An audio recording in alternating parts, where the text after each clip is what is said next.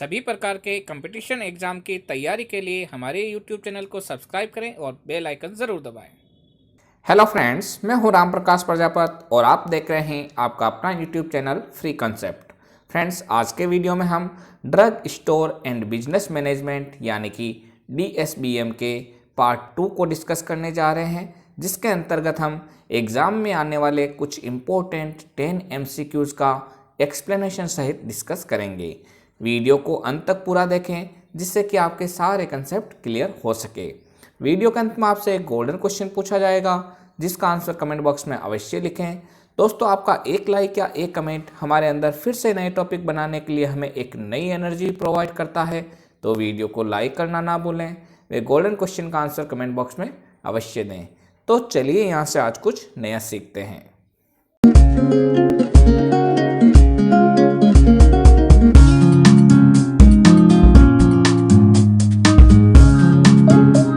The first question of today's topic is trade includes option A buying, option B selling, option C exchange of goods and option D all। तो friends, trade के अंदर क्या क्या आता है? तो आपका आंसर रहेगा ऑप्शन डी यानी कि ऑल। फ्रेंड्स, आज के वीडियो में हम ट्रेड एंड बिजनेस से रिलेटेड कुछ इंपॉर्टेंट क्वेश्चंस को डिस्कस कर रहे हैं। इसके अंतर्गत हम देखते हैं कि ट्रेड का मतलब होता है आपका बाइंग, सेलिंग और एक्सचेंज ऑफ गुड्स। अगर हम बात करें वेरियस टाइप्स ऑफ ट्रेड्स की, तो सबसे पहले हम देखते हैं इंपोर्ट ट्रेड यानी आयात, जिसे हम हिंदी में बोलते हैं।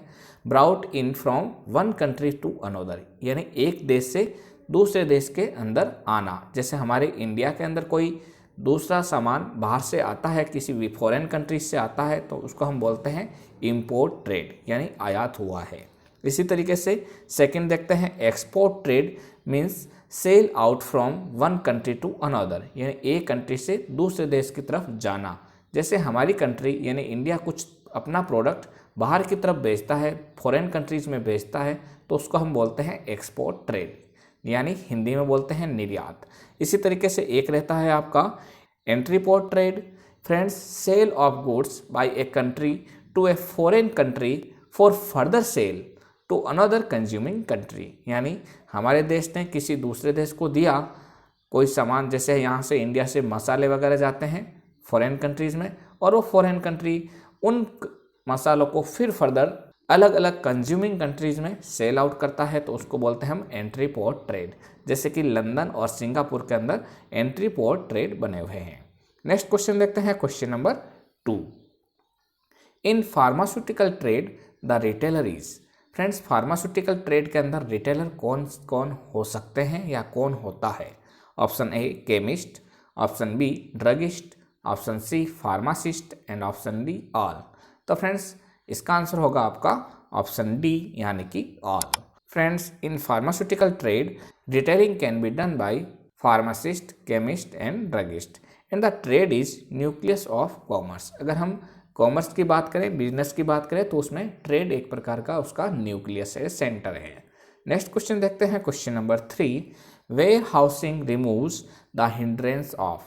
वेयर हाउसिंग इनमें से किसकी हिंड्रेंस को रिमूव करता है? Option A risk, option B spoilage, option C time and option D place. तो फ्रेंड्स, इसका आंसर क्या होना चाहिए? The right answer is option C यानी कि टाइम। ये जो भी हमारा टाइम वेस्टेज होता है, अगर अलग अलग जगह पे वेयर हाउस बने हुए हैं तो वहाँ आसपास के लोकल एरिया में कोई भी सामान पहुँचने के लिए टाइम नहीं लगता है, जल्दी से वेयर हाउस से वो सामान ले सकता है, तो ये टाइम को हिंडर करता है। फ्रेंड्स, अगर हम बात करें अलग अलग हिंड्रेंस की, तो insurance removes the hindrance of risk. अगर किसी आइटम का इंश्योरेंस हो रखा है तो रिस्क का हिंड्रेंस हो जाएगा। इसी तरीके से packaging removes the risk of spoilage और डैमेज। अगर उसकी प्रॉपर पैकेजिंग हो रखी है तो वो जो हमारा मटेरियल है वो स्पॉइल भी नहीं होगा, ख़राब नहीं होगा और डैमेज भी नहीं होगा। तो स्पॉइलेज और डैमेज को बचाता है आपकी पैकेजिंग। इसी तरीके से warehousing removes the hindrance of time. Next, transport removes the hindrance of place. Efficient transport system help in maintaining prices of essential commodities. अगर एफिशिएंट ट्रांसपोर्ट सिस्टम होगा तो जो भी आपकी एसेंशियल कमोडिटीज़ होगी उसकी प्राइसिंग घट जाएगी। Next, Banking removes hindrance of finance and credits, and advertisement and publicity take care of hindrance of knowledge. Next question देखते हैं, question number 4। Activities around the trade includes, इनमें से कौन कौन सी एक्टिविटीज ट्रेड के अंदर इंक्लूड होती है? Option A insurance, option B packaging, option C transport and option D all. तो फ्रेंड्स इसका आंसर क्या होना चाहिए? The right answer is option D यानी कि all. Friends insurance, packaging, transport all are included in trades. Friends आगे बढ़ने से पहले मैं बता दूं आपको कि हमने फार्मास्यूटिकल जूरिस्प्रूडेंस से रिलेटेड भी कुछ वीडियोस अपलोड कर रखे हैं। अगर आप उनको भी देखना चाहते हैं तो ऊपर आई बटन में आ रहे लिंक पर क्लिक करें या फिर हमारे वीडियो के डिस्क्रिप्शन में दिए गए सब्जेक्ट वाइज प्लेलिस्ट को ओपन करके देखें। नेक्स्ट क्वेश्चन देखते हैं, question number 5। All are function of management except, इनमें से सारे ही मैनेजमेंट के फंक्शन हैं एक के सिवाय, या फिर हम कह सकते हैं इनमें से कौन सा एक ऑब्जेक्ट है जो मैनेजमेंट का फंक्शन नहीं है? Option A planning, option B packaging, option C staffing and option D directing. तो फ्रेंड्स इसका आंसर क्या होना चाहिए? The right answer is option B यानी कि पैकेजिंग। फ्रेंड्स अगर हम बात करें मैनेजमेंट की तो it is a process of conducting and managing business activities. जो भी हमारी बिजनेस एक्टिविटीज़ है उसको अगर मैनेज करे, उसको अगर प्रॉपर तरीके से कंडक्ट करे तो उसको हम बोलते हैं मैनेजमेंट, जो कि बिजनेस को मैनेज करेगा। Friends there are mainly 6 function of management. जो मैनेजमेंट होते हैं उनके मुख्यतः 6 काम होते हैं और वो होते हैं आपके प्लानिंग, यानी सबसे पहले वो प्लानिंग करेगा कि हमें कौन सा बिजनेस करना है और किस तरीके से करना है। फिर उसके बाद में वो ऑर्गेनाइज करेगा उस जो भी बिजनेस कर रहा है उसके लिए अपनी टीम को, यानी किस तरीके से अपर लेवल पे कौन रहेगा, उसके नीचे वाले लेवल पे कौन रहेगा, उससे भी नीचे वाले लेवल पे कौन वर्क करेगा, इस तरीके से वो अपना ऑर्गेनाइजेशन बनाएगा। नेक्स्ट करेगा वो recruitment by the help of staffing, यानी जगह जगह जहाँ जहाँ पे उसने ऑर्गेनाइजिंग के लिए जो जो पार्ट लिए थे वहाँ पे स्टाफ का सिलेक्शन करेगा, रिक्रूटमेंट करेगा और उसके बाद में उनको डायरेक्शन देगा कि आपको ये कार्य करना है। तो नेक्स्ट पार्ट आपका हो गया डायरेक्टिंग। इसी तरीके से नेक्स्ट रहेगा कंट्रोलिंग, यानी जो भी आपका अपर मैनेजमेंट से लोअर मैनेजमेंट तक का लेवल था उनमें आपस में एक दूसरे के ऊपर कंट्रोल रहेगा और वो सारा ही जो अपना प्लान किया हुआ वे है उसी तरीके से चलेंगे। अगर वहाँ पे कोई भी लूप पॉइंट रह जाता है तो वो आपस में एक दूसरे को कोऑर्डिनेट करते हुए उस लूप होल को मिनिमाइज करेंगे और अपना जो भी मैनेजमेंट का प्रोसेस है उसको प्रॉपर तरीके से करेंगे। तो 6th पार्ट रहेगा आपका coordination. Friends packaging is part of trade activities, इसलिए ये आपका मैनेजमेंट का फंक्शन नहीं है, तो यहाँ पे आपका आंसर रहेगा पैकेजिंग। नेक्स्ट क्वेश्चन देखते हैं, question number 6। The total capital involved in small scale industry is. अगर स्मॉल स्केल इंडस्ट्री की बात करें तो उसमें कितना कैपिटल इन्वॉल्व होता है, यानी कितना पैसा इन्वॉल्व हो सकता है? Option A 10,000, option B 10 lakhs, option C 20 lakhs and option D 50 lakhs। तो फ्रेंड्स इसका आंसर क्या होना चाहिए? The right answer is option B यानी कि 10 lakhs।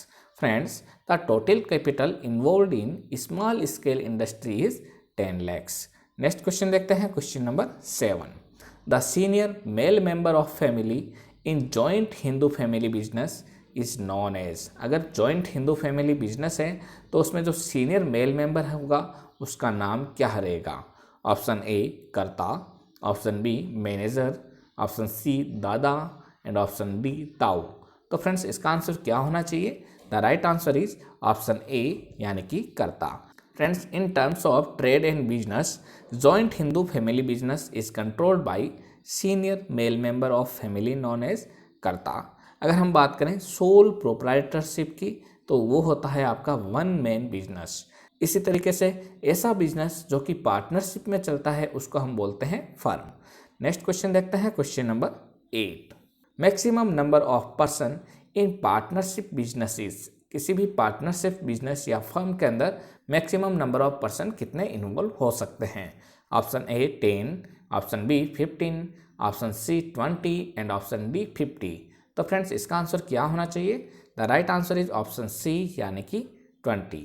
Friends business in partnership is called firm and the maximum number of A partner in A firm is 20। अगर हम बात करें पार्टनरशिप की तो ये जनरली 2 टाइप्स की होती है। First, general partnership where partner says unlimited liabilities of firm. Next बात करते हैं हम लिमिटेड पार्टनरशिप की। तो friends, there are limited liabilities in limited partnership. Friends, maximum number of partners in a banking firm is 10। अगर question में banking firm का specially पूछा गया है तो आपको 10 पार्टनर्स करना है। नेक्स्ट क्वेश्चन देखते हैं, question number 9। In a firm, person is acknowledged as partner due to their good behavior only, and he has no investment, no share in profit loss, and management is called option A nominal partner, option B minor partner, option C partner by estoppels, and option D inactive partner। तो friends, इसका answer क्या होना चाहिए? The right answer is option C, यानी कि partner by एस्टोपल्स। तो friends, अगर हम बात करें एक्टिव पार्टनर की तो एक्टिव पार्टनर आपका होता है वर्किंग पार्टनर, जो कि वर्किंग कर रहा होता है। इसी तरीके से एक होता है आपका inactive partner means sleeping partner, ये आपका कोई वर्क नहीं कर रहा है, इनएक्टिव फॉर्म में चला गया है। थर्ड देखते हैं हम nominal partner means no share in investment and profit loss, only his name lends as partner of firm. उसका कोई भी इन्वेस्टमेंट में शेयरिंग नहीं होता है और उसका न ही प्रॉफिट लॉस में कोई शेयरिंग होता है, उसका खाली नाम चलता है, तो वो नॉमिनल पार्टनर हो गया। इसी तरीके से नेक्स्ट देखते हैं minor partner. Friends, minor partner have age below 18 years and not all rights of partner of a firm. जब उसका 18 साल का उम्र कंप्लीट हो जाएगा उसके बाद ही वो उसको राइट मिलेंगे पार्टनरशिप के, यानी प्रॉफिट लॉस के भी राइट उसके बाद ही उसको मिलेंगे। नेक्स्ट देखते हैं सीक्रेट पार्टनर, यानी partner name is not disclose. ये आपका सीक्रेट फॉर्म में ही रहेगा, उसका नाम डिस्क्लोज नहीं होगा। एंड लास्ट, जो भी अभी क्वेश्चन में पूछा गया था, यानी कई ऐसे पर्सन्स होते हैं जिनका बहुत ही अच्छा बिहेवियर होता है और उसी वजह से उनको पार्टनरशिप दी जाती है, जहां उनका कोई इन्वेस्टमेंट नहीं होता है और उनका कोई भी प्रॉफिट लॉस भी नहीं होता है, खाली उनका नाम ऐड किया जाता है, तो ऐसे व्यक्ति को बोलते हैं partner by estoppels. Next question देखते हैं, question number 10। Number of person involve in public company are. Public company के अंदर कितने पर्सन्स को इन्वॉल्व किया जाता है? Option A 2 to 50, option B 10 to 50, option C 50 to 100 and option D minimum 7 and no upper limit. तो friends, इसका answer क्या होना चाहिए? The right answer is option D, यानी कि minimum 7 and no upper limit. Friends, for a private company number of person required between 2 to 50, यानी अगर private company है तो वहाँ पे नंबर ऑफ पर्सन की रिक्वायरमेंट रहेगी 2 से लेकर 50 तक। इसी तरीके से for public company minimum 7 members are required and there is no upper limit, यानी कम से कम 7 मेंबर की आवश्यकता होगी और अपर लिमिट नहीं होती, यानी अपर कितने भी हो सकते हैं। And for a government company at least 51% share held by government then it is called government company. उसके अंदर मिनिमम 51% शेयर गवर्नमेंट के होंगे तभी वो गवर्नमेंट कंपनी कहलाएगी। तो फ्रेंड्स, अब हम बात करते हैं पिछले डीएसबीएम के पार्ट 1 के गोल्डन क्वेश्चन की। अगर आप हमारे डीएसबीएम के पार्ट 1 को देखना चाहते हैं तो ऊपर आई बटन में आ रहे लिंक पर क्लिक करें या फिर हमारे वीडियो के डिस्क्रिप्शन में दिए गए सब्जेक्ट वाइज लिंक को ओपन करके देखें। तो फ्रेंड्स, हमने डीएसबीएम पार्ट 1 के अंदर जो गोल्डन क्वेश्चन पूछा था वो था ये, in an drug store the expiry dated drug formulation are called. Option A scrap items, option B surplus items, option C obsolete items and option D dormant materials. तो friends, इसका जो answer था वो था आपका ऑप्शन सी, यानी कि obsolete items. And the golden question of this video is joint stock company is governed by. Option A industry act 1951, option B company act 1956, option C drug and cosmetic act 1945 and option D all of above. तो friends, इसका answer comment box में अवश्य लिखें। अगर आपने हमारा channel अभी तक सब्सक्राइब नहीं किया है तो जल्दी से सब्सक्राइब करें तथा साथ ही साथ बेल आइकन दबा दें, जिससे आने वाले सभी वीडियोज आपको सही समय पर मिलते रहें। मैं राम प्रकाश प्रजापति आपसे फिर मुलाकात करूंगा एक नई वीडियो में एक नए टॉपिक के साथ। तब तक के लिए best of luck for exam and thanks.